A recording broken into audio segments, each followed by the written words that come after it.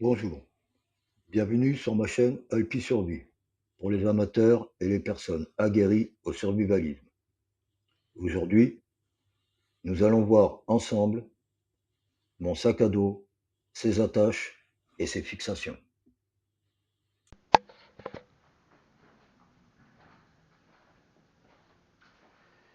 Bonjour, tout d'abord je vais me présenter. J'ai 58 ans. Je fais du survivalisme depuis 9 ans, peut-être plus.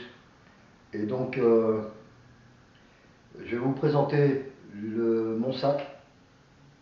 Et, euh, et je ne vais pas utiliser de prompteur, comme ça se fait beaucoup sur YouTube. Je vais faire du freestyle, c'est-à-dire que je vais vous donner mes connaissances. Ça prendra le temps que ça prendra, mais moi j'essaierai toujours d'être assez court, si je peux, parce que des fois il y a des détails qu'il ne faut pas oublier de présenter. Et, je vais commencer à vous présenter mon sac. Donc c'est un sac OPEX, c'est un sac militaire. Euh, L'intérieur du sac, il est protégé par un plastique, une matière plastique pour empêcher que la pluie pénètre à l'intérieur. Ensuite, il y a diverses poches qui sont une en haut, deux sur les côtés latéraux et une devant. Ce sont des grandes poches. Après, on trouve, enfin, après ce qu'il faut ajouter, et ça c'est mon expérience qui dit ça, qui parle, ce sont des fixations, des attaches, tout ce qu'on peut essayer de mettre qui pourrait être utile après pour poser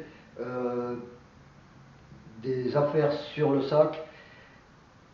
Il vous faudra des attaches, il faudra plein de choses. Et après, moi, j'ai plein de petites idées, j'ai plein de petites choses que je pourrais vous léguer. Ensuite, sur la présentation du sac, on trouve aussi tout ce qui est les sangles. Alors, les sangles des sacs,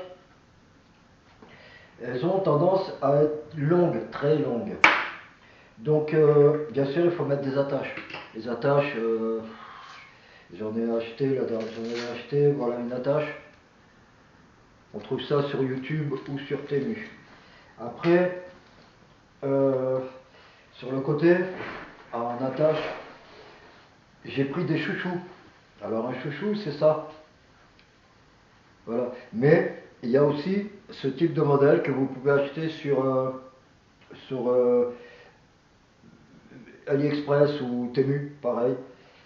Donc ça, alors ça, c'est une technique que j'utilise.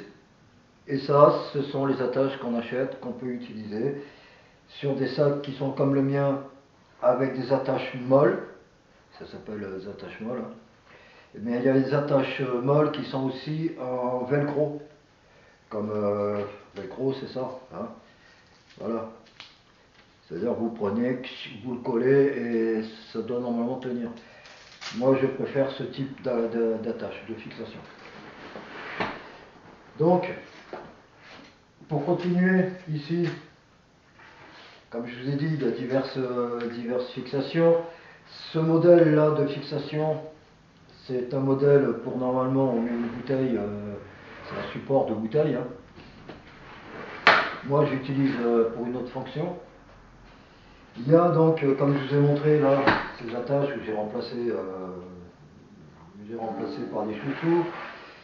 Ensuite, ici, il y a cette sacoche qui amène aussi, qu'on fixe sur les épaules, euh, qu'on fixe une lampe. Il y a ce type d'attache aussi. Voilà, je vous montrerai sur une autre vidéo. En fait, moi, comment après je pose les. Je vais poser après mon matériel, mais mon matériel en lui-même, euh, il est organisé. Je ne le jette pas directement tout dans le sac. J'organise mon sac. Là, c'est pareil, encore la même attache que celle-ci. Voilà, diverses attaches. Ensuite, ici, dans le dos, on trouve ça. Ça, c'est quoi? Alors, en fait, notre dos, pour certains, ils font faire 1m80, d'autres 1m70, d'autres 1m20. Il faut arriver à le régler par rapport au dos. Et ça, c'est ce qui va régler par rapport à votre dos pour le confort. On trouve ici, vous voyez là, ce qu'on met sur le dos là, c'est en mousse, épais et large, très important. On voit des sacs qui ont des sangles mais qui sont fines et ça coupe les épaules.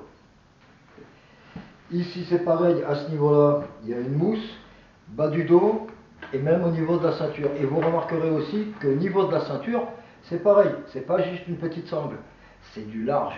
C'est-à-dire que tu as une bonne tenue, plus une mousse et il y a un confort derrière.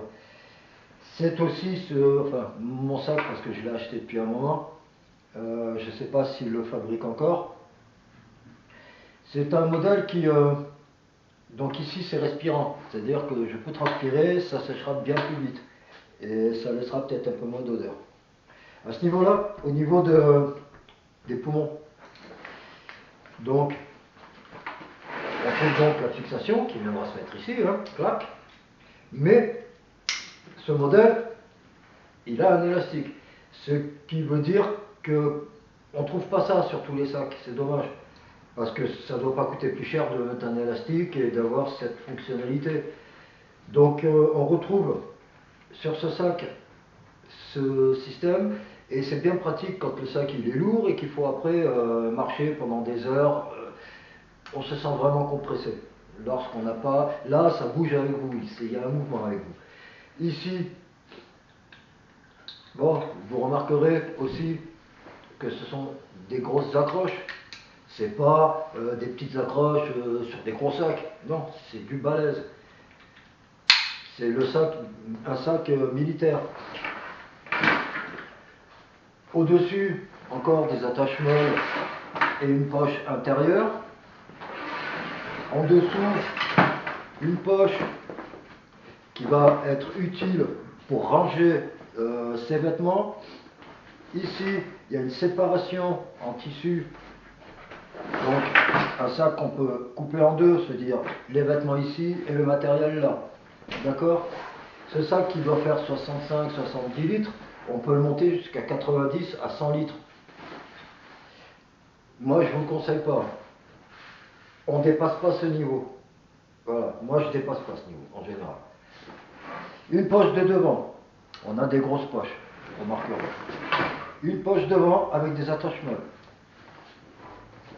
Ici, on ne le voit pas, mais ici, il y a un cadre en métal, en acier léger, ou d'aluminium, mais dur. Voilà, ça permet que le sac, quand vous le posez, il ne va pas se plier. Il n'est pas en train de s'écrouler sur lui-même. Il est droit, il reste droit. Voilà. Là, une poignée dans le dos et une poignée en dessous. Ces poignées sont utiles quand un militaire il va pour marcher et qu'à un moment ou à un autre il a son sac à dos mais il se fait tirer dessus, donc il tombe. Le collègue qui est à côté, il ne va pas laisser son collègue comme ça par terre. Sinon l'autre il va lui tirer 2 fois, 3 fois, il va le flinguer, quoi. Donc on le prend, on attrape le sac par ici ou par là, selon dans quelle position il est, et on le tire. On le sort de la visée du tireur. Ensuite, qu'est-ce que je pourrais vous montrer encore? Faire vite. Ici, moi j'utilise, là il y a ça, mais je l'utilise rarement. Vous voyez, je mets un truc léger parce que ça a tendance un peu à... Ça s'ouvre assez facilement ici. Donc je mets un truc léger, sans plus. Hein. Alors, ensuite, ici, il y avait pas un catadiope, un truc réfléchissant. On met une lampe, une voiture elle arrive, le véhicule nous voit. Alors en fait, quand on part en survie ou autre chose, peu importe, on ne peut pas se faire repérer. Moi, je l'ai arraché, j'ai pris un feutre noir, j'ai fait une vague ici, ça ne se voit plus. et en même temps ça reste camouflage. Sac donc militaire, type camouflage Europe, armée française. Je ne sais même pas si l'armée française ouais, doit encore continuer à utiliser ça, mais ils ont certainement encore amélioré leur technique de camouflage.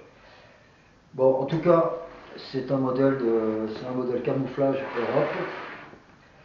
Et qu'est-ce que je pourrais vous dire encore sur ce sac? Je crois que j'ai fait le tour. Donc toujours, hein, comme je vous ai dit, des attaches. Ici, on a des sangles. J'ai mis aussi des sangles sur le dessous. On ne sait jamais. Toujours pour transporter. Là, moi, j'y mets rien en ce moment. Hein. Enfin, là, mon sac, il doit faire... une fois qu'il est chargé, j'arrive dans les 16-17 kilos. Si je fais 60-65 kilos, pour moi, c'est très bien. Ça me laisse une marge pour après, si je veux prendre de la nourriture, et ça me fait monter à 20 kg. Il faut savoir que il faut avoir un sac plein au tiers de son poids. Donc à 60 kg, le truc il est déjà, moi ce que j'ai c'est déjà moins de 20 kg, donc ça passe bien. Voilà, je crois que j'ai fait le tour, je vous ai présenté ça au mieux et au plus vite. Maintenant je vais dire salut, ciao ciao. Petite chose, la prochaine vidéo que je vais présenter, je vais vous montrer l'organisation du sac. Ça veut dire que je vais prendre mes trucs à moi et je vais vous montrer à quel endroit ils se posent. Parce que on ne met pas tout à l'intérieur ici, d'accord? On va laisser une marge. Enfin, on va utiliser un petit peu l'extérieur. Ok? Voilà, maintenant ciao ciao et à la prochaine vidéo.